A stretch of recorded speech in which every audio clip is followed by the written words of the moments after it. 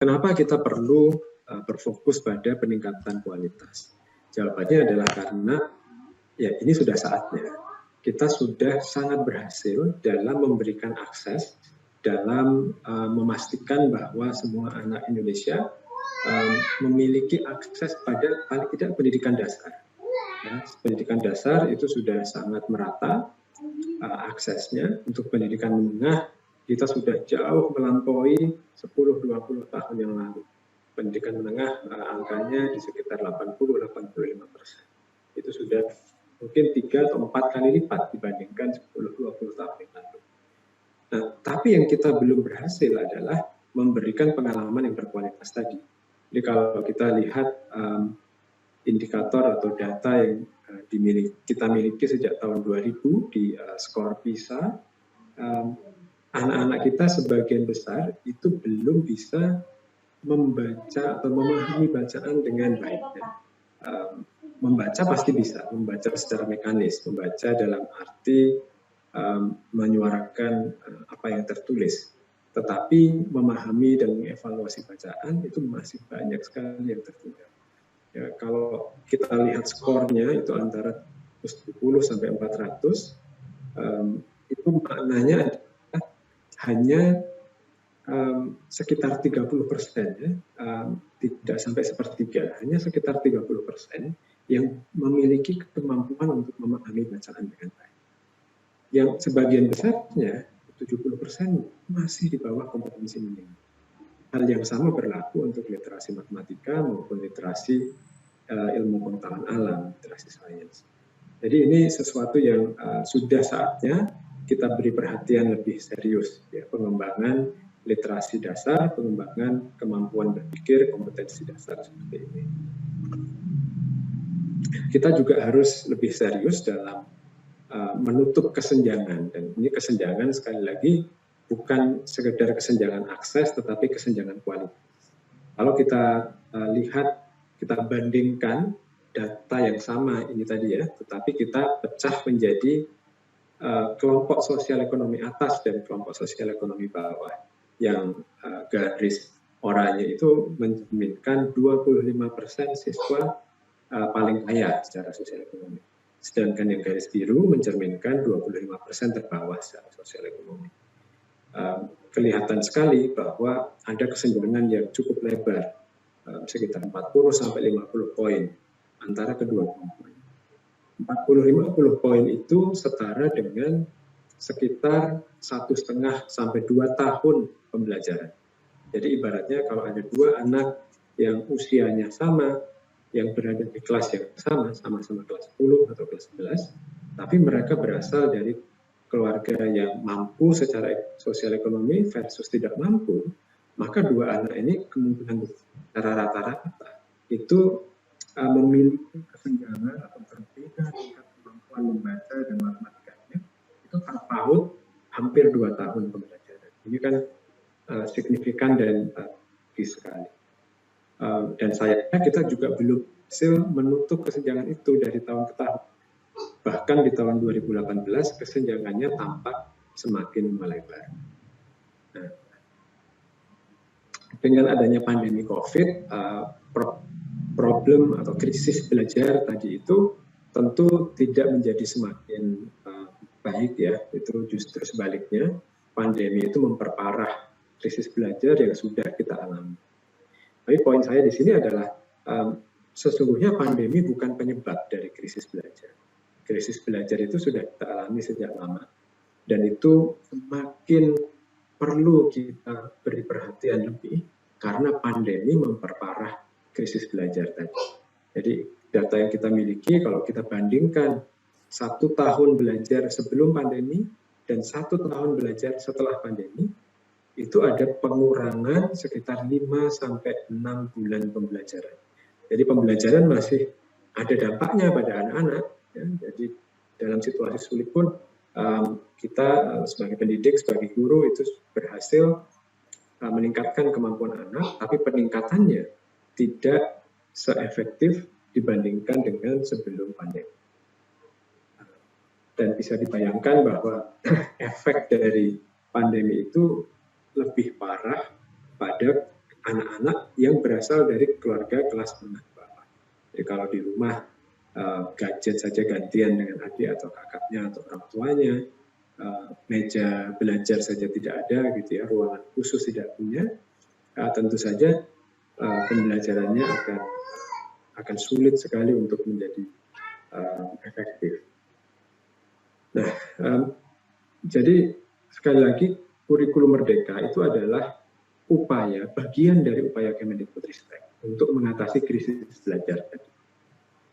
Tapi tentu saja dia tidak bisa menjadi satu-satunya kebijakan. Kalau kita hanya mengubah kurikulum, maka krisis belajar tadi tidak akan bisa terselesaikan. Itu krisis yang sifatnya multidimensi dan sudah mengakar lama di Indonesia ya. Jadi penyelesaiannya pasti membutuhkan pendekatan yang sistemik juga. Penyelesaian masalah pembelajaran tadi membutuhkan penataan, perubahan, transformasi pada semua elemen penting, semua elemen kunci dari sistem pendidikan kita. Tidak bisa hanya mengubah atau mengutak-atik kurikulumnya saja. Ya, jadi misalnya yang saya tampilkan di sini adalah sebagian dari perubahan kebijakan dan program di Kemendikbudristek terkait dengan krisis belajar. Selain kurikulum ya, ada perubahan di standar nasional pendidikannya itu sendiri. Jadi kalau Bapak Ibu lihat di peraturan pemerintah nomor 57 itu standar kompetensi lulusan berupa literasi, numerasi, dan karakter Pancasila itu dijadikan sebagai acuan tujuan belajar dan acuan bagi semua standar yang lainnya. Jadi standar proses, standar isi, standar penilaian, sarana prasarana, pembiayaan, pengelolaan sekolah, itu semuanya harus ditujukan untuk meningkatkan standar kompetensi lulusan. Nah, ini kita buat demikian supaya tata kelola pendidikan kita itu betul-betul semuanya mengarah pada peningkatan kualitas pembelajaran.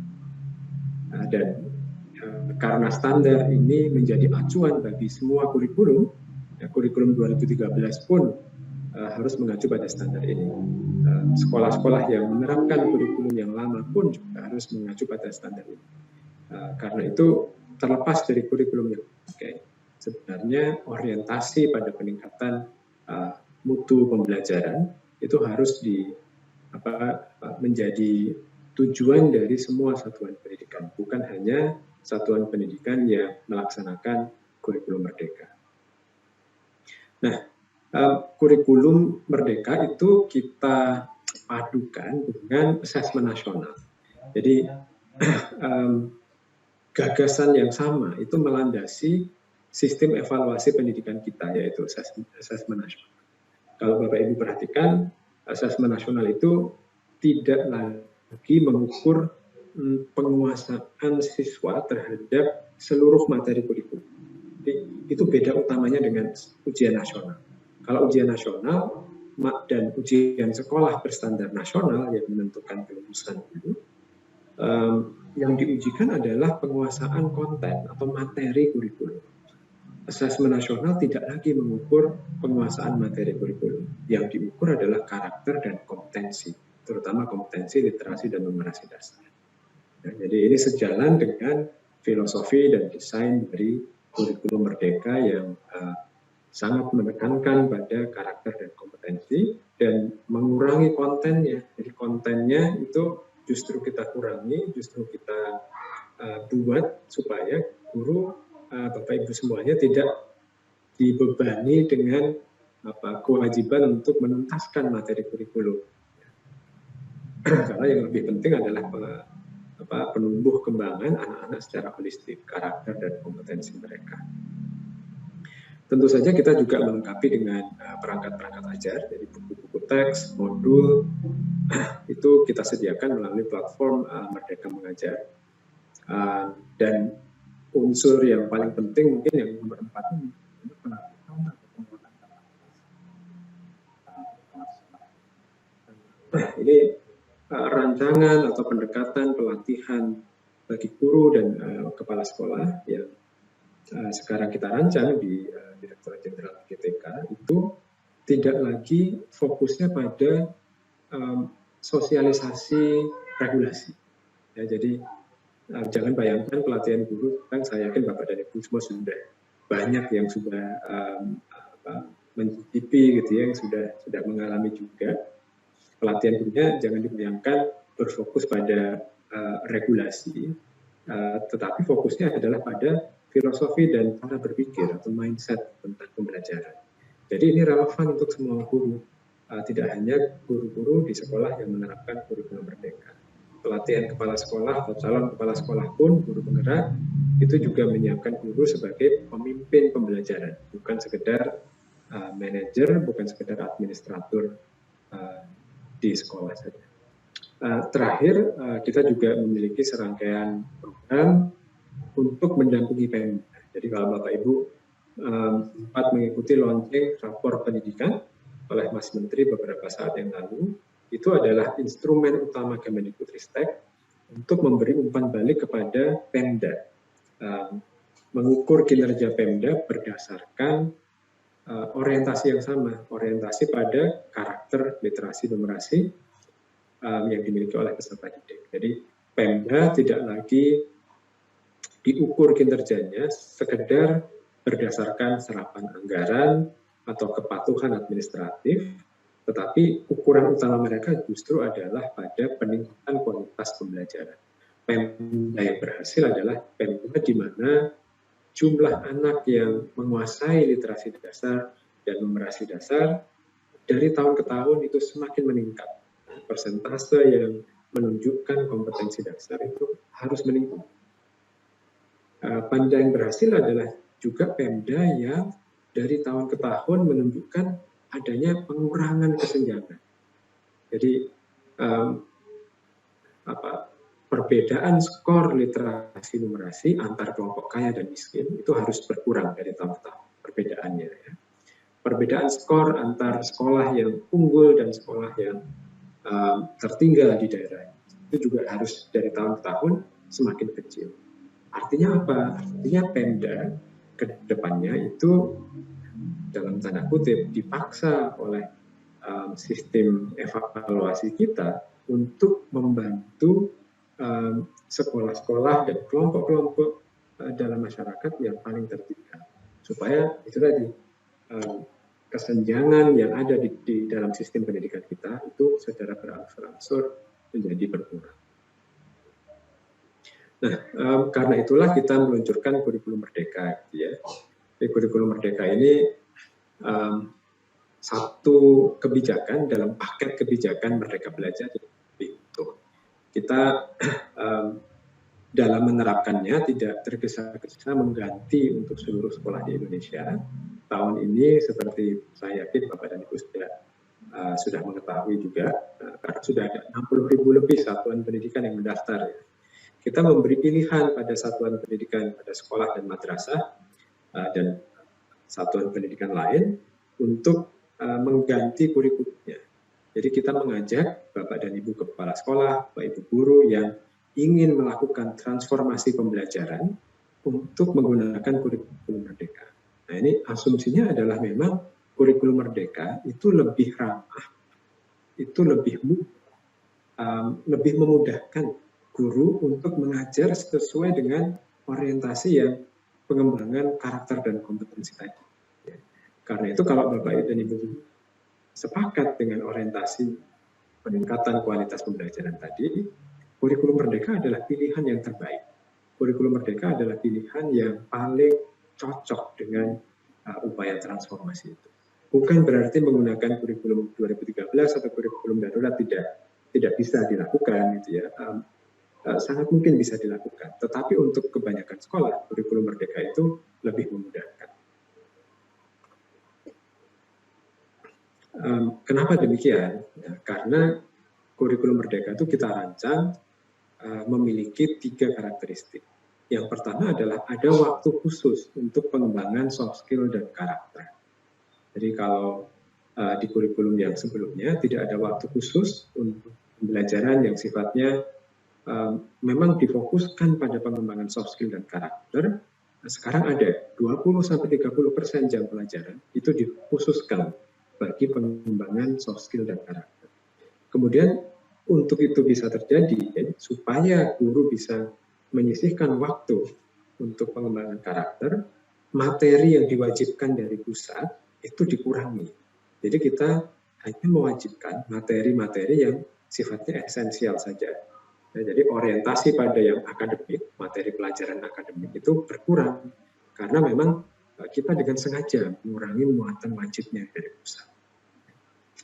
Kemudian struktur kurikulumnya juga kita rancang sedemikian rupa sehingga ada fleksibilitas pertama bagi sekolah untuk merancang struktur kurikulum yang inovatif ya untuk sekolahnya, dan bagi guru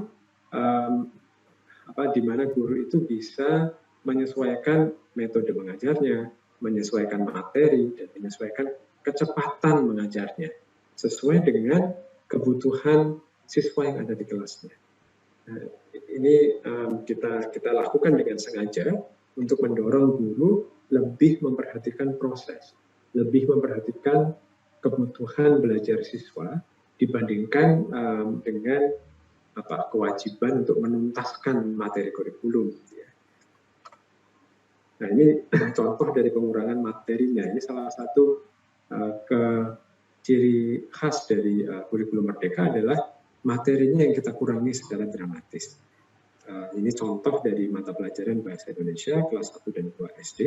Di sebelah kiri adalah kumpulan KI, KD, Bahasa Indonesia di kurikulum 2013. Ini kita sederhanakan, kita peras, kita sarikan, kita integrasikan menjadi hanya 4 kompetensi saja. Menyimak, membaca, berbicara, dan kompetensi menulis. Ya, jadi dari puluhan poin kompetensi dan materi ini menjadi 4 saja, dan ini kita beri target bisa dicapai dalam 2 tahun, bukan dalam 1 tahun. Jadi ada lebih banyak waktu yang dimiliki oleh guru untuk mencapai capaian pembelajaran yang ditargetkan dari pusat. Ini yang saya sebut tadi, bukan hanya materinya dikurangi, tetapi memberi fleksibilitas bagi guru untuk mengatur kecepatan mengajarnya. Nah, kita punya data yang sangat kuat menunjukkan kenapa penting untuk mengurangi materi pembelajaran ini, materi kurikulum ini. Kalau Bapak dan Ibu ingat di tahun 2020 bulan Agustus kami meluncurkan kurikulum darurat, kurikulum dalam kondisi khusus, yang itu sebenarnya kurikulum 2013. Hanya saja materinya kita kurangi, materinya kita pangkas, kita sederhanakan, seperti halnya yang kita lakukan di kurikulum Merdeka. Setelah 1 tahun menerapkan kurikulum ini, ternyata sekolah-sekolah yang tidak dibebani dengan materi terlalu banyak, jadi sekolah-sekolah yang menggunakan kurikulum darurat, itu jauh lebih maju, jauh lebih efektif pembelajarannya dibandingkan sekolah yang tetap menggunakan kurikulum 2013 secara penuh. Jadi beban untuk menuntaskan materi yang banyak itu ternyata berdampak negatif pada pembelajaran siswa. Nah, ini pengurangan learning-nya itu luar biasa, bisa menjadi 1/5-nya saja, dari 5 bulan learning loss menjadi 1 bulan learning loss. Ya, ini karena itulah kita meluncurkan kurikulum Merdeka ya. Tapi sekali lagi kita tidak terburu-buru. Kita mengajak Bapak Ibu kepala sekolah, Bapak Ibu guru yang sudah satu visi, berniat, memiliki motivasi intrinsik ya untuk melakukan transformasi pembelajaran itu untuk adopsi kurikulum. Tapi itu pun kita masih memberi pilihan jenjang-jenjang atau pilihan tingkat penerapan dari kurikulum mereka itu. Pada level pertama, mungkin tahun ini Bapak dan Ibu tidak harus langsung mengubah kurikulum secara keseluruhan, tapi mencoba menerapkan prinsip-prinsip pembelajarannya dari kurikulum Merdeka. Misalnya menggunakan pendekatan assessment diagnostik untuk melakukan teaching at the right level, untuk menyesuaikan kecepatan mengajar, metode mengajar dengan kebutuhan siswa, ya, tanpa harus mengganti seluruh kurikulum. Tapi kalau memang sudah siap tahun ini untuk udah sekalian saja daripada setengah-setengah, sekalian saja mengubah kurikulum merdekanya, itu ada pilihan kedua dan ketiga. Ya. Di pilihan kedua, ini Bapak dan Ibu bisa menggunakan perangkat ajar yang sudah kita siapkan. Di pilihan ketiga, Bapak dan Ibu bisa mengembangkan sendiri berbagai perangkat ajar. Ini tentu bukan pilihan yang hitam putih gitu ya. Tentu saja bisa untuk sebagian mata pelajaran, sebagian topik itu menggunakan materi yang kita siapkan. Untuk topik-topik dan mata pelajaran yang lain, Bapak dan Ibu mungkin sudah lebih siap untuk mengembangkan materinya sendiri. Dan semua itu kita sediakan, kita beri aksesnya di platform Merdeka Mengajar yang bisa Bapak Ibu akses secara gratis menggunakan akun belajar.id. Materi tentang kurikulum Merdeka ini semuanya kita sediakan juga di website kurikulum, ya, kurikulum.kemdikbud.id. Di sana Bapak Ibu bisa menemukan berbagai materi, video-video, saku, sampai dengan kajian akademiknya. Dan bagi Bapak Ibu yang mungkin masih memikirkan dan belum mendaftar, bisa ke website GTK, kurikulum.gtk.kemdikbud.id untuk mendaftarkan satuan pendidikan Bapak Ibu sebagai salah satu satuan yang akan menerapkan kurikulum Merdeka tahun. Jadi langkah selanjutnya Bapak Ibu, kami berharap bahwa setelah ini jika Bapak dan Ibu belum melakukan, silahkan mendaftar, ya. Silahkan mendaftar dan kemudian segera mengakses berbagai pelatihan terkait yang kita sediakan di platform Merdeka Mengajar. Nah, tentang pelatihannya itu, ini poin terakhir saya. Tentang pelatihannya itu, Bapak dan Ibu, kita juga perlu mengubah cara berpikir kita. Kita juga perlu mengubah paradigma berpikir kita yang tadinya itu merasa bahwa yang tahu benar salah dari praktik pembelajaran di kelas itu adalah pemerintah pusat atau instruktur dari pusat. Nah, ini perlu kita ubah. Yang tahu apakah praktik pembelajaran, apakah yang Bapak Ibu lakukan di kelas itu baik atau buruk, benar atau salah, bukan kami dari pusat, melainkan Bapak dan Ibu sendiri. Karena kriteria baik buruk, salah benar praktik pembelajaran adalah dampaknya pada peserta didik. Ya, kalau yang Bapak dan Ibu lakukan itu membangun kapasitas anak-anak kita untuk menjadi manusia yang merdeka, manusia yang secara hidup, secara lahir dan batin hidupnya itu bersandar pada kekuatannya sendiri, pada karakter dan kompetensi, maka yang Bapak Ibu lakukan itu benar, gitu ya. Terlepas dari mungkin ada orang lain yang merasa itu salah. Kriteria utama adalah dampak dari apa yang kita lakukan sebagai pendidik pada tumbuh kembang karakter dan kompetensi peserta didik kita. Dan itu yang lebih tahu adalah Bapak dan Ibu sekalian, bukan kami dari pemerintah pusat. Karena itu pendekatan pelatihan yang kami rancang sekarang tidak lagi mengandalkan pada pelatihan berjenjang dari instruktur pusat, instruktur daerah, instruktur daerah tingkat 2 dan seterusnya, tetapi kami menyediakan berbagai perangkat materi pembelajarannya dalam modul-modul online yang ada di platform Merdeka Mengajar ini. Nah, jadi ini bisa diakses oleh semua guru, semua kepala sekolah yang sudah memiliki akun belajar.id. Bapak dan Ibu dengan demikian bisa belajar langsung dari narasumber di pusat, gitu ya. Jadi tidak perlu lagi secara berjenjang, Bapak dan Ibu bisa mengakses pengetahuan, insight-insight pembelajaran langsung dari pemateri dari pusat. Karena itu yang diperlukan oleh kepala sekolah, yang diperlukan oleh dinas pendidikan adalah memfasilitasi proses belajar secara mandiri tadi. Ini yang kita sebut sebagai komunitas belajar atau komunitas praktik di antara para guru dan kepala sekolah. Jadi saya akhiri di sini, Ibu semuanya, semoga bisa menjadi pemantik diskusi kita sore. Terima kasih, selamat sore, Assalamualaikum warahmatullahi wabarakatuh.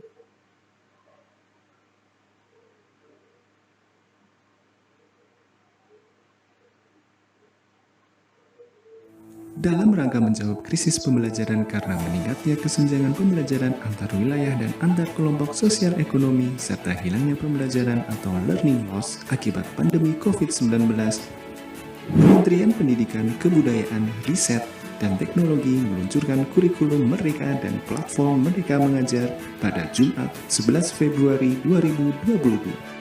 Arah kebijakan kurikulum Merdeka lebih fokus pada materi yang esensial, struktur kurikulum yang lebih fleksibel, dan memberikan keleluasaan bagi guru untuk menggunakan berbagai perangkat ajar sesuai kebutuhan dan karakteristik peserta didik. Kemendikbudristek memberikan kesempatan bagi satuan pendidikan yang ingin mengimplementasikan kurikulum Merdeka secara mandiri dengan melakukan pendaftaran melalui kurikulum.gtk.kemdikbud.go.id. Saat ini, lebih dari 56.000 satuan pendidikan telah mendaftar untuk mengimplementasikan kurikulum Merdeka secara mandiri. Untuk memberikan penguatan pemahaman tentang penerapan kurikulum Merdeka dan pemanfaatan platform Merdeka Mengajar sesuai dengan jenjang masing-masing, Ditjen KTK Kemendikbudristek menyelenggarakan seri webinar implementasi kurikulum Merdeka dan platform Merdeka Mengajar yang akan membahas topik-topik menarik dan berbagi praktik baik dari para pendidik yang telah mengimplementasikan kurikulum Merdeka dan menggunakan platform Merdeka Mengajar. Seri 1 Filosofi Kurikulum Merdeka. Seri 2 Struktur Kurikulum Merdeka. Seri 3 Kurikulum Operasional Tingkat Satuan Pendidikan. Seri 4 Capaian Pembelajaran. Seri 5 Asesmen Pembelajaran. Seri 6 Proyek Penguatan Profil Pelajar Pancasila. Seri 7 Komunitas Belajar untuk mendukung implementasi kurikulum Merdeka. Mari ikuti dan ajak rekan pendidik lainnya untuk mengikuti seri webinar implementasi kurikulum Merdeka dan platform Merdeka Mengajar.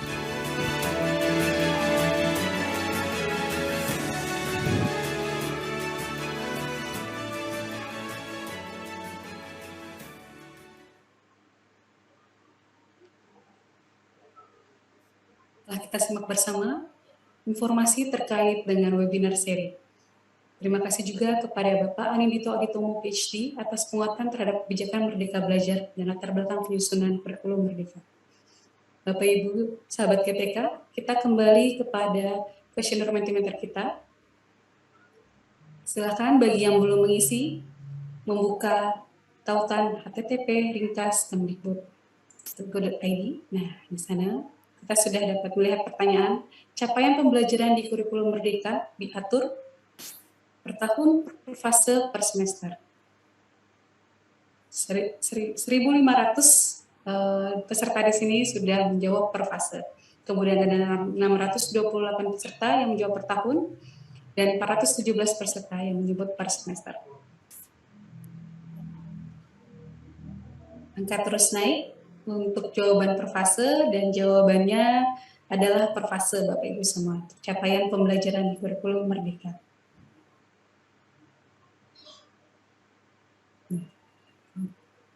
Kita akan ke pertanyaan kedua. Kurikulum operasional satuan pendidikan adalah dokumen yang dinamis, dapat dikembangkan secara berkesinambungan. Jawabannya benar atau salah, silakan Bapak Ibu untuk mengisi.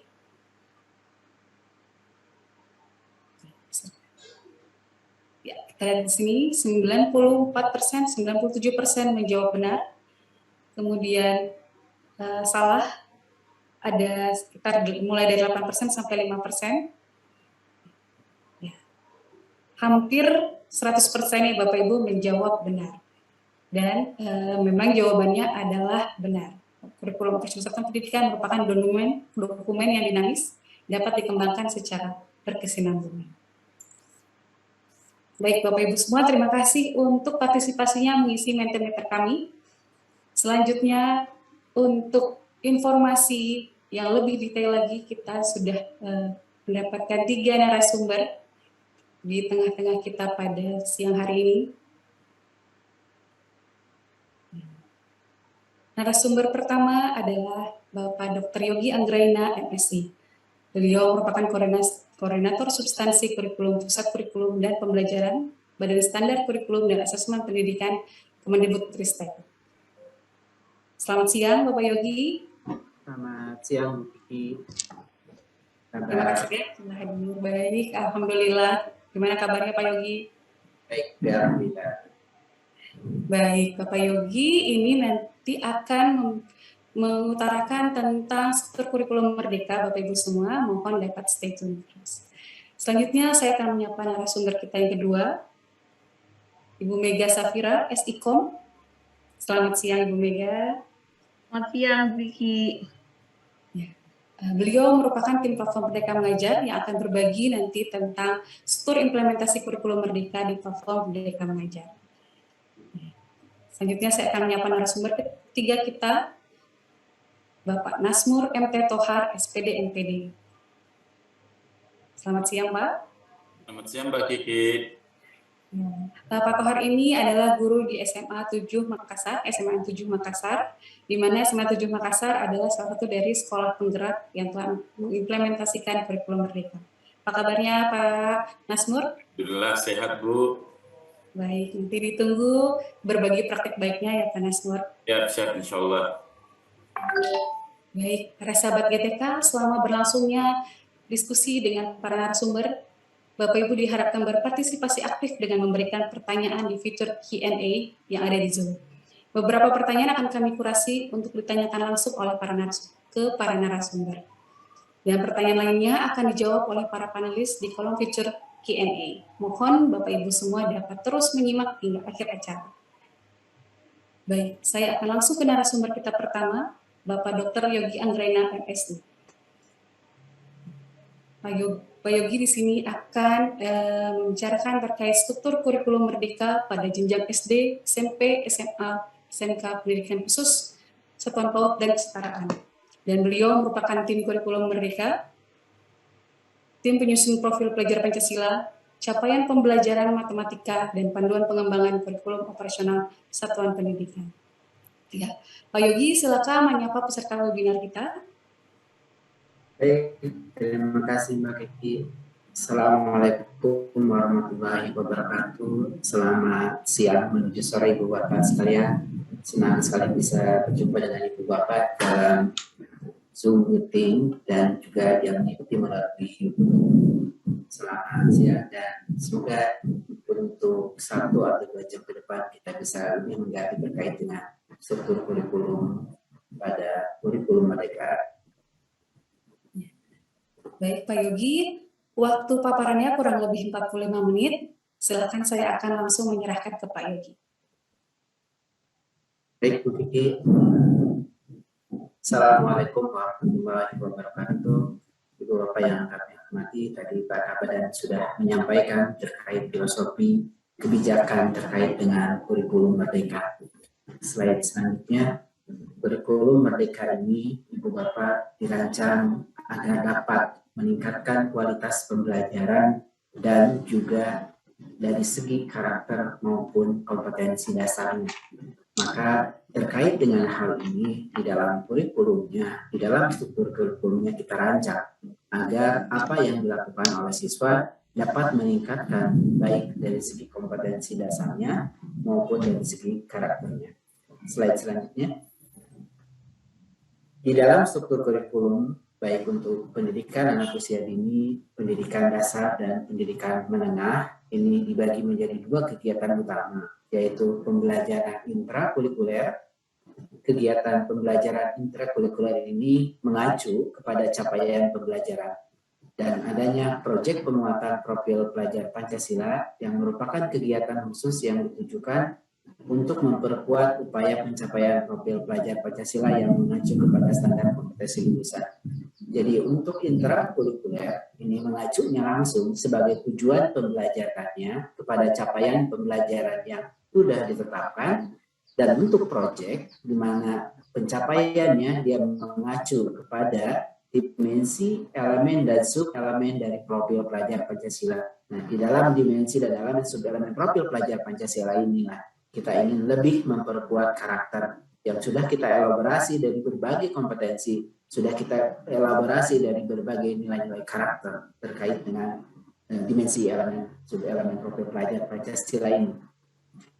Kegiatan proyek yang dirancang Ibu Bapak ini dari segi pengelolaan waktu dilaksanakan secara fleksibel, waktunya dijumlahkan, diakumulasikan, baru nanti dibuat perencanaan pembelajaran di mana tetap waktu alokasi per tahunnya itu sesuai yang ada dalam struktur, tapi fleksibilitas dalam pengorganisasiannya, dalam pelaksanaannya itu dimungkinkan dalam pelaksanaan proyek penguatan profil pelajar Pancasila. Slide selanjutnya, untuk di dalam struktur kurikulum juga ini kita tetap menguatkan terkait peran muatan lokal. Satuan pendidikan dapat menambahkan muatan lokal yang ditetapkan daerah yang sesuai dengan karakteristik daerahnya. Nah, kalau di dalam kurikulum 2013, potensi terkait muatan lokal itu diintegrasikan ke dalam kelompok B di dalam kurikulum 2013 dalam struktur kurikulumnya, dan juga dapat dikembangkan sebagai mata pelajaran sendiri. Nah, sekarang dalam kurikulum Merdeka, muatan lokal memungkinkan untuk diintegrasikan ke dalam berbagai mata pelajaran yang ada, tetap juga dapat diintegrasikan.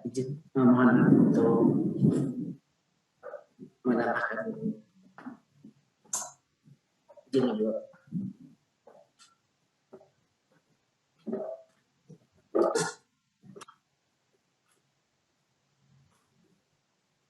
Maaf Bapak karena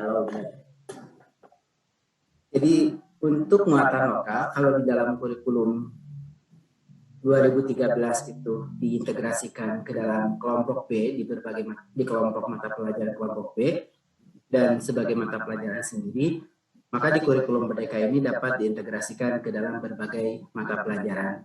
Lalu juga ada potensi untuk diintegrasikan ke dalam tema proyek penguatan profil pelajar Pancasila, di mana alokasi waktu untuk mengintegrasikan ini cukup banyak, hingga peluang bagaimana kearifan lokal, muatan-muatan lokal itu dapat dibangun di dalam pembelajaran. Slide selanjutnya. Selain itu, Ibu Bapak, dari setiap jenjang, mulai dari PAUD, sekolah dasar, sekolah menengah pertama, sekolah menengah atas, sekolah menengah kejuruan, pendidikan khusus, dan pendidikan kesetaraan, tadi di awal sudah dijelaskan di mana dibagi menjadi dua kegiatan utama, yaitu kegiatan pembelajaran intrakurikuler dan juga proyek penguatan profil pelajar Pancasila. Kegiatan pembelajaran di PAUD ini dirancang agar anak mencapai kemampuan yang tertuang sesuai dengan capaian pembelajaran pada fase fondasi, di mana intisari kegiatan pembelajaran intrakurikuler ini adalah bermain bermakna sebagai perwujudan merdeka belajar, merdeka bermain. Kegiatan yang dipilih harus memberikan pengalaman yang menyenangkan dan bermakna bagi anak. Kegiatan perlu didukung oleh penguatan sumber-sumber belajar yang nyata dan ada di lingkungan sekitar anak. Nah, sumber belajar yang tidak tersedia secara nyata dapat dihadirkan dengan dukungan teknologi dan buku bacaan anak. Ini terkait dengan kegiatan intra yang mungkin kalau selama ini Ibu Bapak sudah melakukan hal ini dalam proses pembelajarannya, ini semakin memperkuat bagaimana peran bermain, belajar, bermain, bagaimana merdeka belajar, merdeka bermain ditekankan di dalam proses pembelajaran. Selain itu diperkuat juga proyek penguatan profil pelajar Pancasila untuk memperkuat upaya pencapaian profil pelajar Pancasila yang mengacu kepada standar kompetensi lulusan. Penguatan profil pelajar Pancasila di PAUD ini dilakukan dalam konteks tradisi Hari Besar Nasional, tradisi lokal, dan juga internasional. Nah, ini adalah terkait proyek penguatan profil pelajar Pancasila-nya. Alokasi waktu di PAUD sendiri sama dengan di kurikulum 2013, mempunyai alokasi waktu 900 menit per minggu. Slide selanjutnya.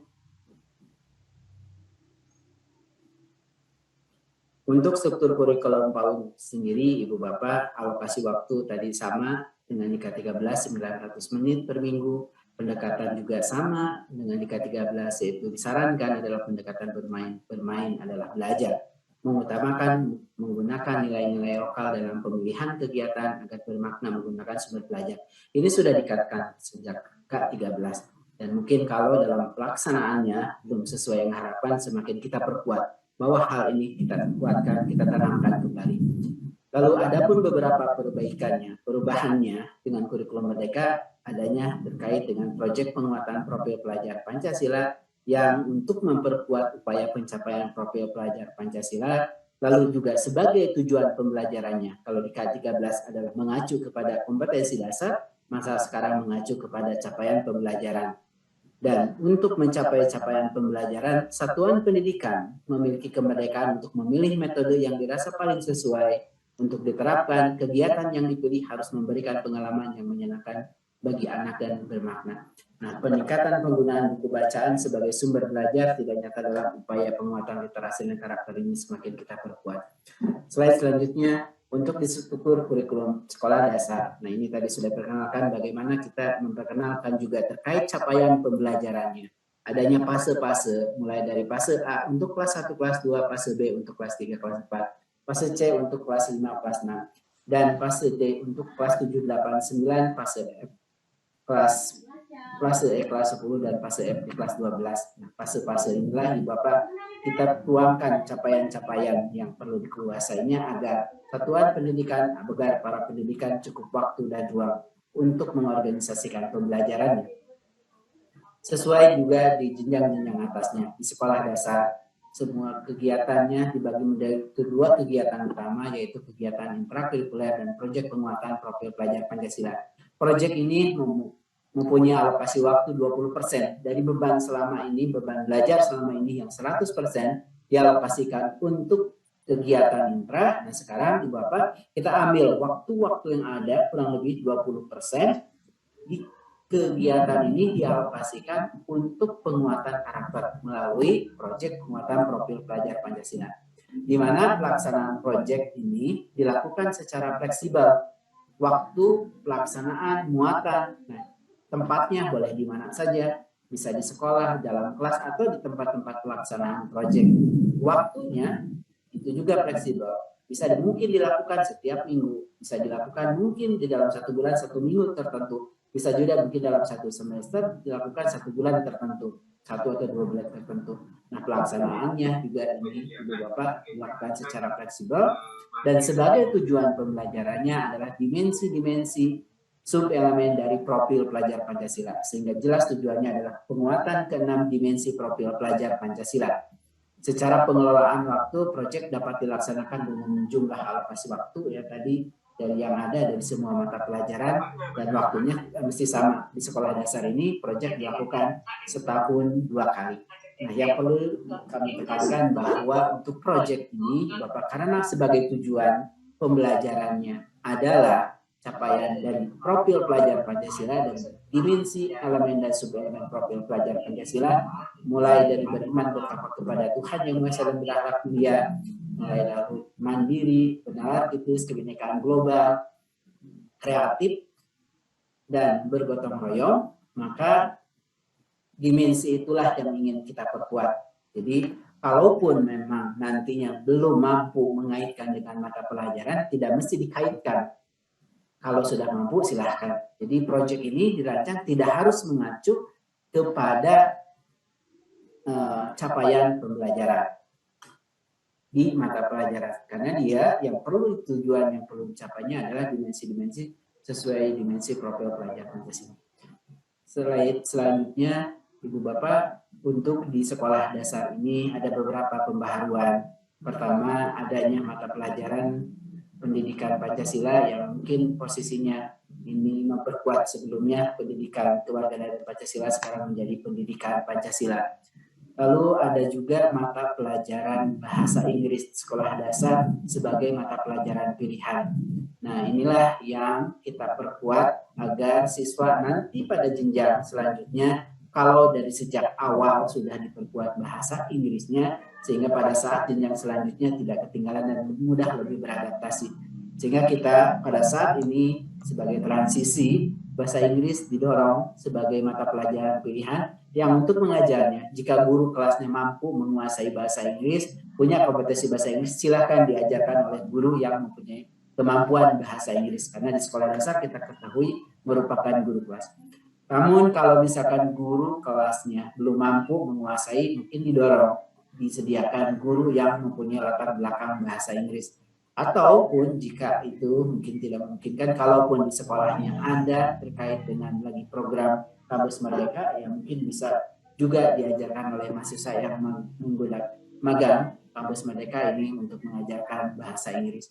Nah, ini dari kelas awal kita sudah siapkan capaian pembelajarannya, kita sudah siapkan buku teksnya, agar nanti jika sekolah sudah mampu silahkan diberikan mata pelajaran bahasa Inggris. Karena dalam selama ini seringkali sekolah mengajarkan bahasa Inggris, ada yang diletakkan sebagai ekstrakurikuler, ada yang diletakkan sebagai muatan lokal. Dan sekarang kita diberikan waktu khusus, silahkan ajarkan bahasa Inggris sejak kelas awal sebagai mata pelajaran yang berdiri sendiri. Muatan lokal sama dengan K13, bisa diintegrasikan dan bisa juga berdiri sebagai mata pelajaran tersendiri. Nah, strukturnya kalau Bapak perhatikan tadi dijelaskan di awal, semua mulai struktur untuk di sekolah dasar ini sama dengan jenjang-jenjang lainnya dibagi dua kegiatan, antara intra dan juga adanya terkait dengan proyek penguatan profil pelajar Pancasila. Walaupun menyimpan terkait dengan alokasi waktu di setiap mata pelajaran, ini jangan sampai dimaknai setiap mata pelajaran ada proyek. Nah, untuk proyek ini dijelaskan di awal, diakumulasikan dulu waktunya, baru didesain, direncanakan dari waktu akumulasi tersebut. Kita sengaja menyimpan, disimpan di samping kanan setiap alokasi intranya untuk menjaga beban belajar, itu terutama nanti di yang SMP, di SMA, beban belajarnya itu di setiap mata pelajaran tetap. Tetapi dalam pelaksanaan yang selama ini 100% untuk intra, nah sekarang alokasi 20-30%-nya dilaksanakan untuk kegiatan proyek yang sifatnya lintas mata pelajaran. Slide selanjutnya, di sekolah di kelas 2 juga alokasi waktu mata pelajarannya Ibu Bapak bersama, dan di kelas 3, mulai kelas 3 ini diperkenalkan mata pelajaran ilmu pengetahuan alam dan sosial.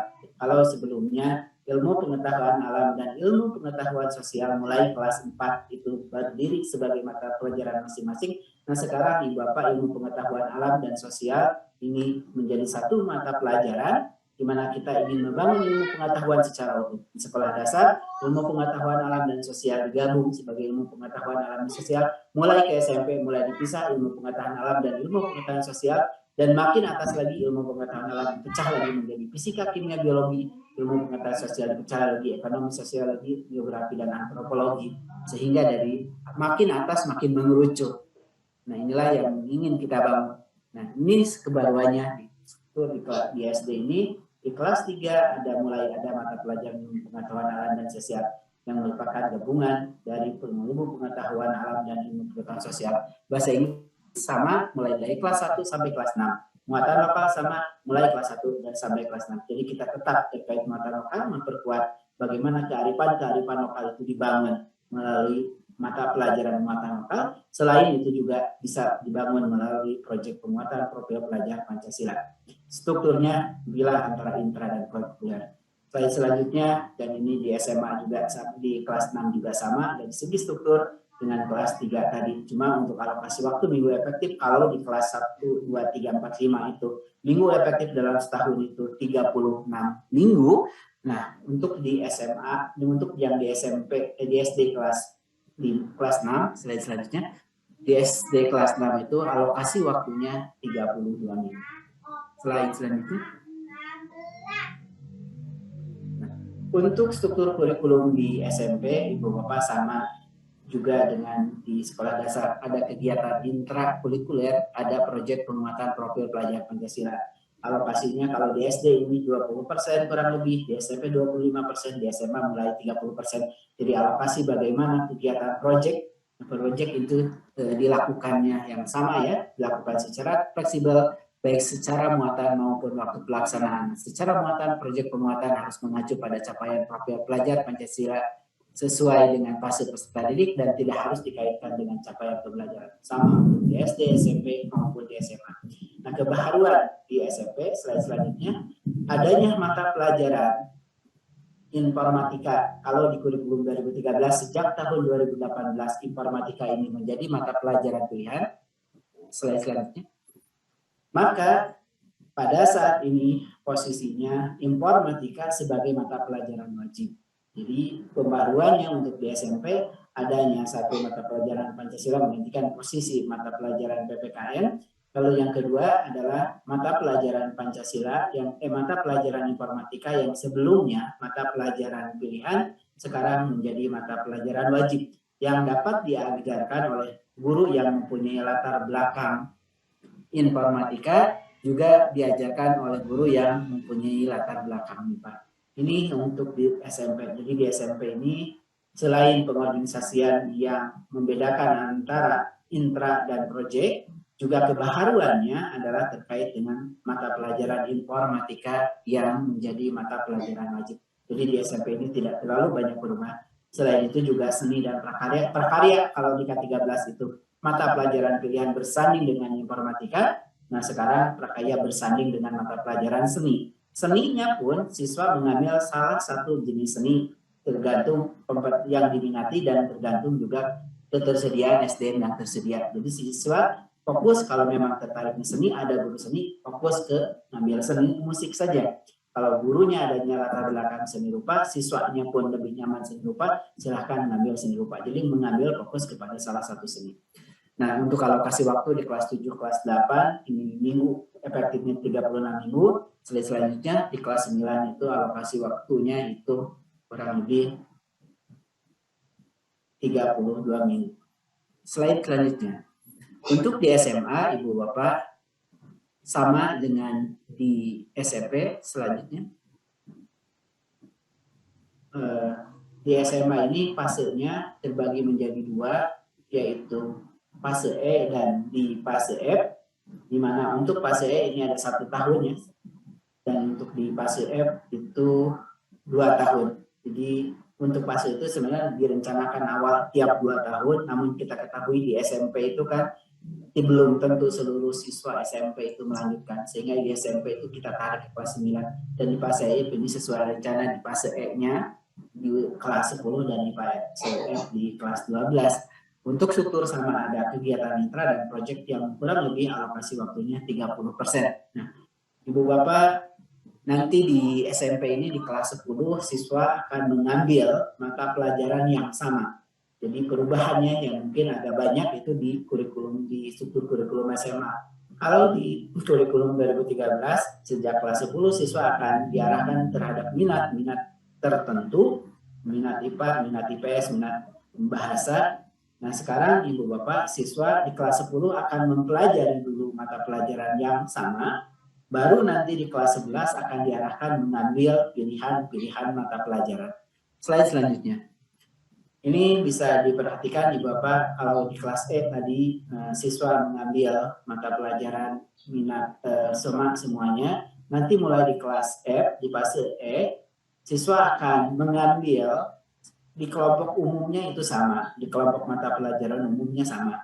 Namun siswa nanti akan mengambil pilihan-pilihan mata pelajaran sesuai yang tersedia di beberapa kelompok mata pelajaran. Slide selanjutnya. Nah ini Bapak di kelas 10 tadi sudah dijelaskan, siswa akan mengambil sama mata pelajarannya, agama Islam, agama Kristen, Katolik, Buddha, Konghucu, dan Hindu pilih sesuai agamanya. Lalu pendidikan Pancasila sama, lalu bahasa Indonesia, matematika, lalu ada mata pelajaran IPA di kelas 10-nya, itu Bapak siswa belum dikelompokkan ke subjek-subjek tertentu, tapi mengambil mata pelajarannya IPA, yang terdiri di dalamnya ada fisika, kimia, biologi, yang mungkin nanti diambil mata pelajaran ini bisa jadi diajarkannya seperti saat ini ada fisika, kimia sendiri-sendiri, bisa juga terintegrasi sebagai mata pelajaran IPA atau bisa diajarkan sistem blok. Begitu pula mata pelajaran IPS. Lalu ada bahasa Inggris, PJOK, informatika, lalu seni dan muatan lokal. Nah, kalau Bapak perhatikan total jam waktu untuk agama, Pancasila, bahasa Indonesia, matematika ini kita jaga sama dengan di K13. Sehingga total sebagai keperluan dapodiknya antara INTA dan proyek ini mempunyai alokasi waktu yang sama. Slide selanjutnya, baru di kelas 11 Ibu Bapak nanti siswa akan diarahkan mengambil pilihan-pilihan mata pelajaran. Jadi ada kelompok umum yang dipelajari sama oleh seluruh siswa, yaitu agama, Pancasila, bahasa Indonesia, matematika, bahasa Inggris, PJOK, sejarah, dan seni. Baru nanti di kelas 11 pilihannya, next slide. Lalu selanjutnya siswa akan diarahkan untuk mengambil 4-5 pilihan mata pelajaran. Jadi akan didorong mengambil 4-5 mata pelajaran. Yang tentunya pilihan mata pelajaran ini juga akan memperkuat kira-kira siswanya nanti akan melanjutkan kemana. Nah sekarang kalau sebelumnya diarahkan harus mengambil kelompok-kelompok tertentu, nah sekarang siswa diarahkannya mengambil mata pelajaran antara 4-5 mata pelajaran. Jadi didorong silakan siswa mengambil 4-5 mata pelajaran.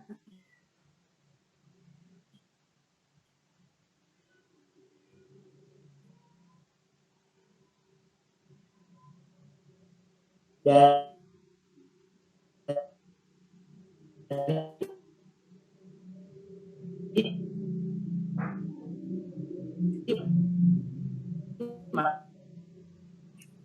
Pak Yogi, suaranya terputus. Mata pelajaran yang tersedia nanti akan ada.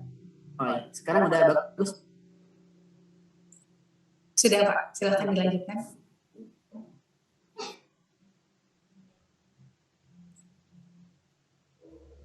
Ya, kembali terputus. Maaf, terlempar suaranya. Sudah jelas lagi Bu Kiki? Ya, sudah jelas Pak. Semoga sudah lebih stabil ya. Kita coba lagi, mungkin dapat di-share screen lanjutan paparannya.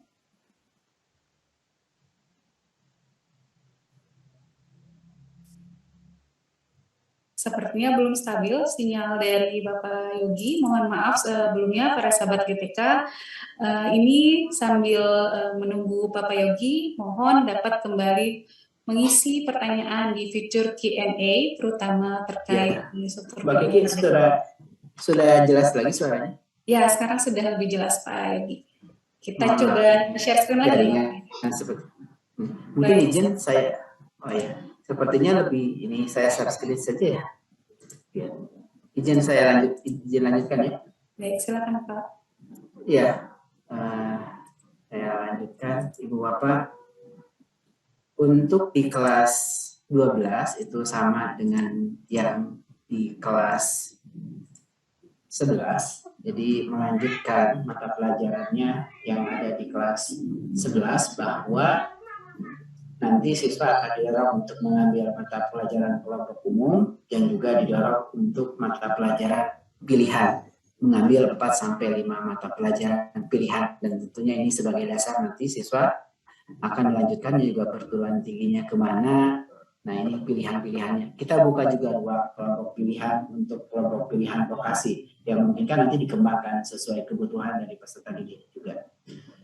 Slide selanjutnya itu yang untuk di SMA. Jadi di SMA ini Ibu Bapak tidak ada lagi siswa diarahkan untuk kelompok-kelompok tertentu yang diarahkan, tapi siswa silakan mengambil pilihan-pilihan mata pelajaran sesuai bidang minat dan kemampuannya.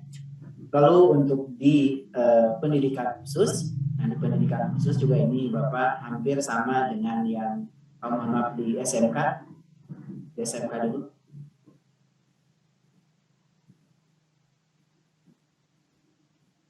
Nah untuk di SMK, Ibu Bapak, di SMK ini juga di dalam penetapannya kita sudah melakukan penataan ulang spektrum keahlian.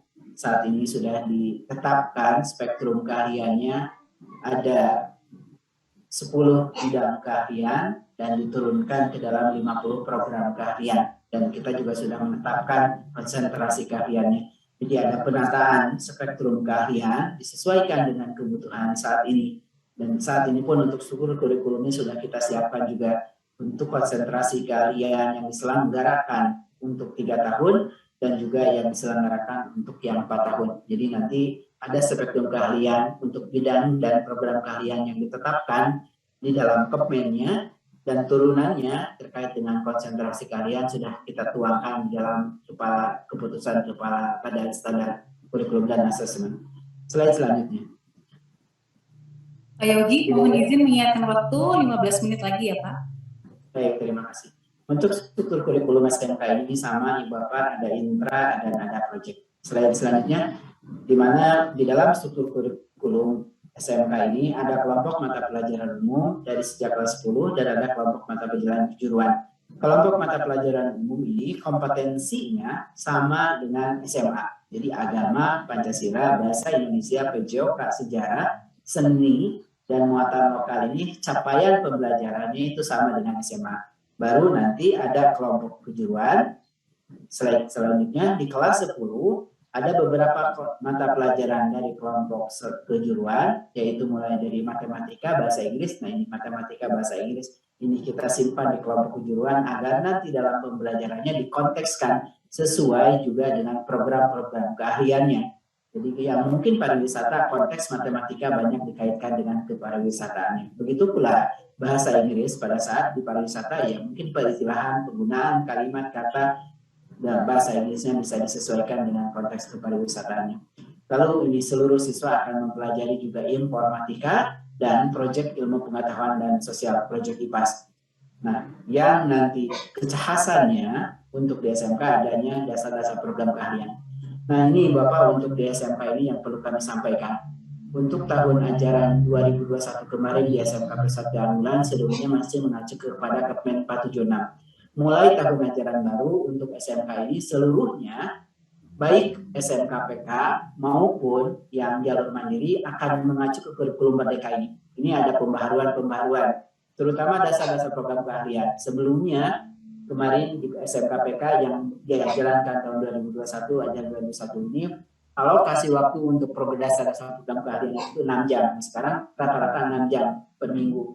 Nah sekarang alokasi waktunya itu menjadi 12 jam. Jadi meningkat 100% dibandingkan kemarin yang di SMK PK. Sehingga tahun ajaran baru dasar-dasar program keahlian alokasinya sesuai dengan kurikulum merdeka. Jadi mulai tahun ajaran baru baik SMK PK, baik kurikulum jalur mandiri, sekolah yang menggunakan jalur mandiri akan mengacu kepada Kemendikbud 56 ini terkait struktur kurikulumnya. Nah ini untuk di SMK dan kita yang kemarin proyek penguatan profil kerja Pancasila dan budaya kerja menjadi mata pelajaran sekarang posisinya sama dengan SMA. Dia bagian alokasi beban mengajarnya diinsert di dalam mata pelajaran, tapi dalam pelaksanaannya adalah digabung. Jadi ini pembaruan untuk di SMK. Jadi yang SMK PK tahun ajaran baru akan menyesuaikan dengan struktur terbaru. Di kelas 11 bisa di slide selanjutnya di kelas 11 Ibu Bapak di kelas 11 ini nanti kelompok mata pelajaran sama ada kelompok umum dan ada kelompok kejuruan. Slide selanjutnya di kelompok kejuruan Ibu Bapak nanti akan mulai kalau kelas 10 mempelajari dasar-dasar program keahlian, baru di kelas 11 nanti akan mulai sesuai konsentrasi keahlian. Alokasi waktunya juga cukup banyak dan ini juga di kelas 11 nanti siswa akan mulai belajar mata pelajaran proyek kreatif dan kewirausahaan. Lalu ada juga mata pelajaran pilihan yang dimungkinkan diambil oleh para siswa.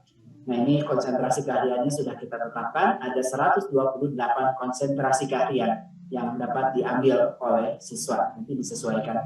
Ada konversifikasi, jadi kalau kemarin kurikulum 2013 ada 146, nah ini sudah kita tata menjadi 126, sesuai juga dengan konsentrasi keahlian bidang dan programnya. Ini untuk SMK sudah kita siapkan untuk usia next slide, untuk program 3 tahun dan program 4 tahun. Ini program 3 tahunnya, next slide.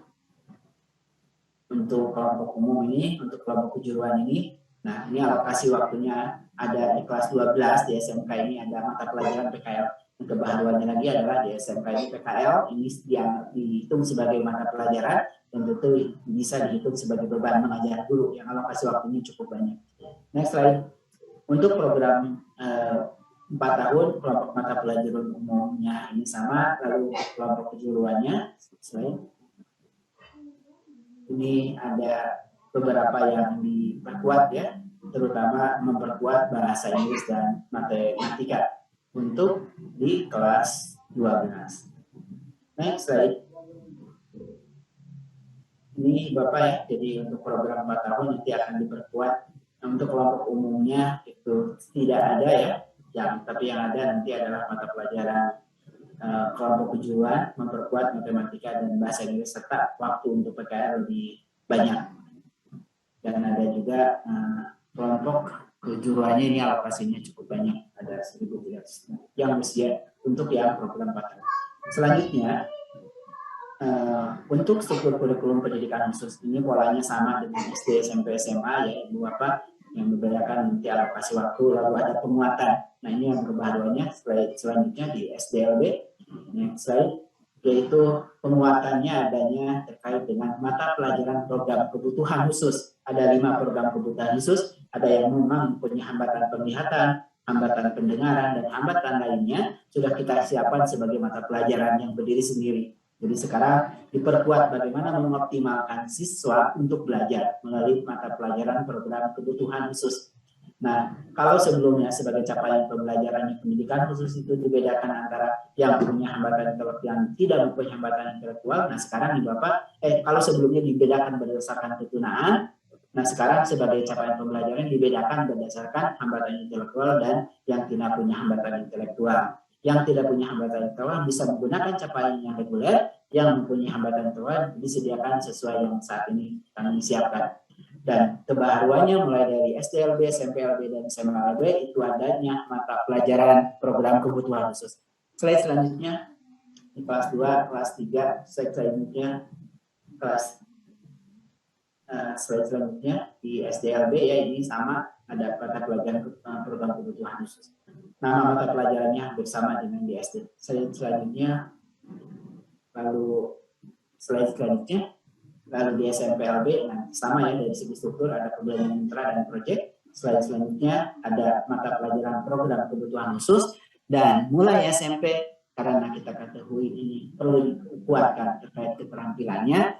Maka di SMPLB dan di SMALB itu ada kelompok keterampilan. Kita sudah menyiapkan 20 jenis keterampilan yang diambil, yang dapat dipilih oleh siswa. Nah ini ada kelompok keterampilan mulai tata busana, tata boga, dan lain-lainnya yang sesuaikan dengan SK 3PD-nya juga. Nah kita sudah menyiapkan 20 mata pelajaran dari kelompok keterampilan yang dapat dipilih untuk siswa mulai dari SMPLB termasuk nanti dilanjutkan ke SMALB. Slide selanjutnya. Jadi kebaharuannya untuk di SMPLB dan di SMALB adanya satu terkait dengan mata pelajaran program kebutuhan khusus dan untuk kelompok keterampilan ini yang berbeda dengan di jenjang pendidikan formal yang di SD, di reguler SD dan SMP, di mana kalau untuk SMPLB dan SMPLB ini ada terkait dengan penguatan terkait keterampilan. Slide selanjutnya, lanjut terus. Slide selanjutnya ini untuk pendidikan khusus di SMLB sama dan sudah dijelaskan kebaharuannya adanya terkait mata pelajaran program kebutuhan khusus dan juga adanya terkait dengan keterampilan. Slide selanjutnya kita beralih ke terakhir yaitu ke kelompok untuk di kesetaraan. Slide selanjutnya ini terus lanjut sampai ke kesetaraan. Nah, ini di kesetaraan Ibu Bapak, kalau kemarin di program sekolah penggerak ini belum masuk untuk yang non formal, maka untuk di kurikulum mereka ini sudah masuk. Di mana agak berbeda dengan yang formal. Kalau formal di dalam struktur kurikulumnya itu dibedakan intra dan project. Nah, sekarang dalam struktur kurikulumnya ini adanya project itu kita simpan di dalam pemberdayaan dan keterampilan berbasis profil pelajar Pancasila. Nah, untuk kesetaraan ini, slide selanjutnya, kita tetapkan muatan belajar program pendidikan kesetaraan ini dinyatakan dalam satuan kredit kompetensi yang menunjukkan bobot kompetensi yang harus dicapai peserta didik. 1 SKK ini setara dengan 1 jam tatap muka, setara 2 jam tutorial, dan setara 3 jam mandiri. Karena kita ketahui karakteristik yang sangat beragam dari kesetaraan. Ada yang siswa-siswanya di usia belajar dan bisa masuk secara tatap muka, ada yang di usia belajar dan tidak bisa masuk secara tatap muka, ada yang di luar usia belajar, ada yang bisa masuk tatap muka, ada yang memang tidak bisa masuk tatap muka. Maka ada fleksibel terkait dengan muatan belajarnya kita tetapkan dalam SKK. Ini sama dengan IK 13 pendekatan SKK. Next slide-nya yang berbeda adalah kalau sebelumnya ditetapkan yang per tingkat, nah sekarang diselaraskan. Kita tetapkan karena kompetensi sebagai capaian pembelajarannya per fase, maka SKK-nya kita tetapkan per fase. Perbedaannya dengan formal, kalau di formal itu ada, kita ambil waktunya dari setiap mata pelajaran kelompok umum, maka untuk kesetaraan ini kita ambil, kita simpan, kita integrasikan dalam mata pelajaran pembelajaran dan keterampilan. Dan perubahannya di K13 adalah sebelumnya seni dan proyek itu masuk di dalam keterampilan pilihan, nah kita simpan sekarang di mata pelajaran kelompok umum, agar kemampuan nanti kesetaraan dan kelompok reguler itu bisa sama terkait kelompok umumnya. Dan sekarang diperkuat terkait dengan pemberdayaan dan keterampilannya yang berbasis profil pelajar Pancasila. Ini sama untuk program paket A, next program paket B sama ya, ada kelompok umum dan kelompok kejuruan, termasuk nanti di program paket C. Nah, program paket C sama juga, tapi ada pilihan-pilihan mata pelajaran nantinya. Untuk kelompok umumnya ini sama ya, ada agama, bahasa Indonesia, matematika, bahasa Inggris, IPA, IPS, PJOK, dan seni. Baru nanti ada pilihan. Nah, ini next slide. Nah, ini ada pilihan-pilihan mata pelajaran. Nah, ini yang ditetapkan alokasinya itu Bapak tidak diplot per mata pelajaran kalau untuk di kesetaraan, tapi ada waktu yang akumulasi yang bisa disesuaikan, bisa jadi agamanya menyesuaikan alokasinya, yang penting total ke semua mata pelajaran itu alokasi waktunya terpenuhi. Lalu ada juga program pemberdayaan dan keterampilan berbasis profil pelajar Pancasila ini sama di semua jenjang. Nah, itu informasi terkait dengan kurikulum, struktur kurikulumnya. Jadi sudah kita siapkan untuk mulai dari PAUD, sekolah dasar, sekolah menengah pertama, sekolah menengah atas, untuk pendidikan khusus baik untuk SDLB, SMPLB, SMA-LB, termasuk juga untuk SMK, baik untuk program 3 tahun termasuk 4 tahun, dan juga sudah kita siapkan untuk yang non-formal, terutama untuk paket program kesetaraan. Jadi paket A, paket B, paket C sudah kita siapkan. Dan terakhir mungkin Bapak sebagai penutup sedikit menginformasikan terkait dengan kebijakan perbukuan dalam implementasi kurikulum mereka, karena ketahui ini perbukuan juga merupakan hal yang mungkin perlu dipertimbangkan dan mungkin juga perlu Ibu Bapak ketahui. Slide selanjutnya terkait dengan kebijakan kurikulum ini, karena kita ketahui tahun lalu kan program sekolah penggerak telah menerapkan kurikulum prototipe tahun lalu ya, sekarang menjadi kurikulum merdeka, dan tahun ajaran baru ini kurikulum merdeka diterapkan melalui 2 jalur, 1 jalur mandiri, 2 jalur program. Nah, jalur program melanjutkan ya, ada program sekolah penggerak dan ada program SMK Pusat keunggulan. Dan untuk jalur mandiri ini siapapun yang silakan yang tertarik mendaftar, tadi sudah disampaikan oleh Pak Kabada linknya dan waktu batas waktunya. Slide selanjutnya Ibu Bapak terkait dengan slide selanjutnya terkait dengan buku teks pelajaran, ini yang memang perlu diketahui bahwa kita sudah menyiapkan buku, ada 453 judul yang sudah disusun, yang dapat diunduh secara gratis oleh Ibu Bapak di website yang kami sediakan. Nah, khusus untuk tahun ini, slide selanjutnya, untuk tahun ini, penyediaan buku dalam kurikulum merdeka dilaksanakan melalui kebijakan pengadaan khusus dalam periode bentuk waktu tertentu, terutama untuk sekolah penggerak. Ibu Bapak didorong segera melakukan pemesanan buku ke Sipla paling lambat di 30 April. Nah, ini khusus untuk sekolah penggerak ini melalui Sipla ya, yang periodenya sudah ditentukan. Dan untuk yang pelaksana sekolah secara jalur mandiri, ini selain tadi dapat memesan melalui Sipla paling lambatnya 10 Mei, juga nanti akan ada mekanisme melalui high-tech. Nah, kalau high-tech, nama penerbitnya siapapun boleh, tapi ada harga eceran tertinggi yang sudah ditentukan sesuai dengan zonasi sekolahnya. Jadi nanti ada high-tech. Jadi 2 jalur ini yang bisa dilakukan. Jadi sekolah nanti memesan bukunya menggunakan dana BOS, ya, dana baik untuk sekolah penggerak SMKPK menggunakan BOS kinerja, kalau untuk yang jalur mandiri menggunakan BOS reguler. Slide selanjutnya. Nah, ini penyediaan buku ya Ibu Bapak sudah disiapkan, dikembangkan ya, versi digitalnya. Jadi kalau belum tersedia versi cetaknya dan ingin cepat memperoleh, untuk kelas 10 sudah kita simpan di website buku.kemdikbud.go.id. Jadi saat ini sudah Ibu Bapak lihat dulu, bisa download semuanya dengan mudah di website buku.kemdikbud.go.id. Karena sudah kita simpan ya untuk yang di kelas 10. Nah, kelas 11 nanti di bulan Mei mungkin di atas tanggal 10 juga sudah tersedia untuk kelas 11.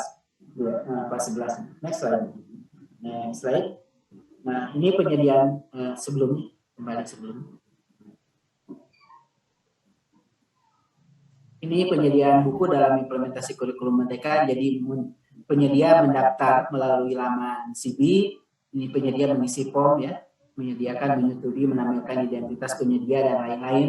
Lalu setelah itu penyedia terverifikasi diberikan akses untuk mengambil file ke pusat perbukuan dan penyedia nantinya bersiap untuk mencetak buku sesuai dengan spesifikasi teknis yang ditentukan.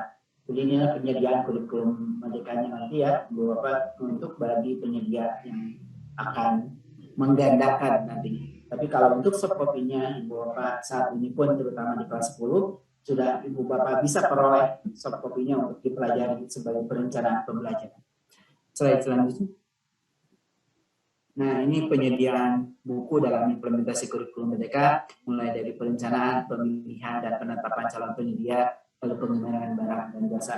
Ini tahapan-tahapan nanti jika akan dilakukan pengadaan barang jasa terutama dalam hal ini buku. Slide selanjutnya. Ini penyediaan buku dalam implementasi kurikulum merdeka, membuat dokumen perencanaan, judul dan jumlah buku, batas akhir buku diterima di sekolah, lokasi serah terima, sumber daya, dan identitas. Nah, ini jika Bapak nanti melakukan pemesanan buku. Slide selanjutnya, ini penyediaan buku dalam implementasi kurikulum merdeka, pemilihan dan penetapan calon penyedia, nanti akan membuka di laman Siplah, memilih Siplah, memilih penyedia, dan login melalui Dapodik. Nah, pembuatan kesempatan pengadaan nanti memilih judul buku berdasarkan kategori, memasukkan jenis dan jumlah buku, memilih sumber dana, klik tombol buat pemesanan, memasukkan pajak oleh penjual, memasukkan estimasi pembayaran, memilih metode pembayaran ini. Nah, Ibu Bapak yang dititipkan teman-teman terutama bagian bukuan adalah silakan Ibu Bapak terutama yang saat ini sebagai pelaksana program sekolah penggerak segera mendaftar karena sudah tersedia penyediaannya dan harganya memang relatif lebih murah dan paling lambat di akhir April ini. Nah, nanti bagaimana prosesnya nanti bisa dibantu oleh teman-teman Paudasmen untuk bagaimana melakukan proses pemesanan. Nah, ini sudah ada 2 penerbit yang ditunjuk dan sudah dibuatkan surat edaran untuk segera memesan terutama yang sekolah penggerak ke Siplah di mana ada dua penyedia yang sudah ditunjuk. Slide selanjutnya, untuk penyediaan buku implementasi kurikulum merdeka juga ini yang Bapak tahapan-tahapan, dan ini tahapan-tahapan ini nanti jika Ibu Bapak nanti membutuhkan informasi lebih lanjut, tentunya nanti akan disiapkan oleh tim bagaimana proses pengadaannya. Ini jangan khawatir terkait dengan pengadaan bukunya. Jadi kalau saat ini dilakukan oleh penyedia yang sudah menang lelang, dan nanti mungkin disiapkan juga penyediaan buku yang melalui HEP, jadi yang penyedia yang bebas dan nanti melalui daftarnya melalui Siplah, lalu ditentukan sudah kita tentukan harga eceran tertingginya. Dan pemesanannya nanti dana yang digunakan bisa menggunakan dana bos. Itu mungkin Bu Kiki terkait dengan informasi buku ya. Melanjutkan tadi informasi terkait dengan kurikulum. Terima kasih Ibu Bapak. Assalamualaikum warahmatullahi wabarakatuh. Waalaikumsalam warahmatullahi wabarakatuh. Terima kasih banyak Pak Yogi atas penjelasan yang komprehensif.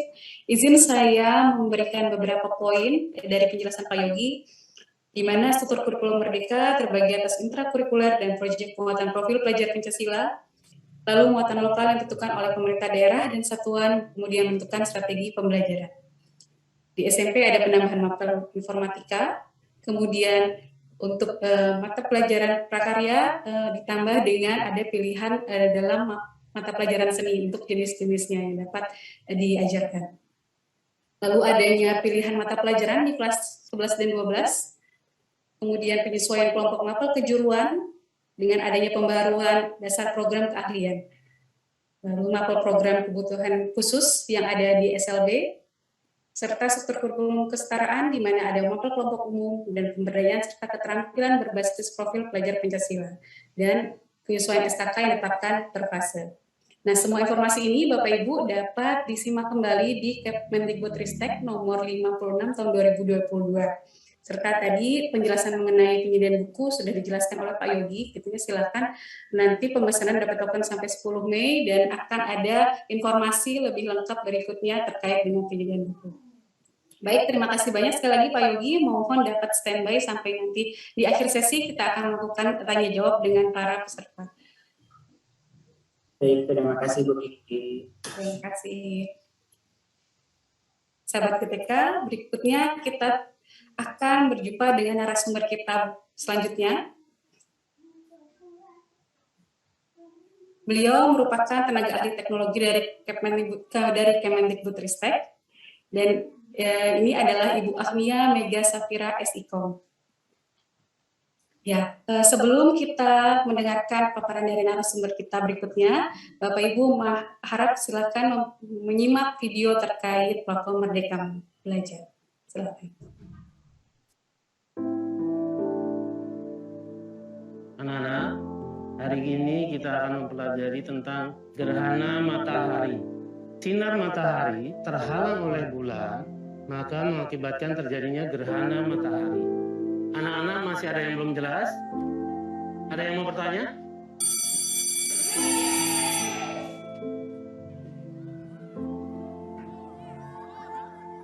Bagaimana ya supaya murid-murid lebih bersemangat menerima pelajaran? Saya harus mengembangkan diri. Tapi bagaimana ya? Pak Andi, kok bengong aja Pak? Kenapa? Iya nih Bu, saya lagi bingung. Akhir-akhir ini murid saya terlihat bosan dan kurang bersemangat di kelas. Saya harus mencari inovasi baru dalam mengajar di kelas, Bu, supaya mereka kembali semangat. Ayo Pak, kita coba platform yang kemarin diinfokan itu loh Pak, platform Merdeka Mengajar. Saya belum sempat membuka platformnya, Bu. Ini loh Pak, platform Merdeka Mengajar punya Kemendikbudristek yang bisa diakses dimanapun dan kapanpun. Jadi, platform ini diperuntukkan untuk guru Pak. Kita bisa mempersiapkan pembelajaran, mengajar, mengembangkan diri, dan berkarya lebih baik lagi. Nih Pak, banyak sekali referensi materi ajar dan video-video yang inspiratif. Wah, keren ya Bu. Platform untuk guru berkarya sekaligus memberikan inovasi dalam mengajar. Seharusnya saya langsung mencoba platform Merdeka Mengajar ini. Betul Pak, kita bisa juga loh Pak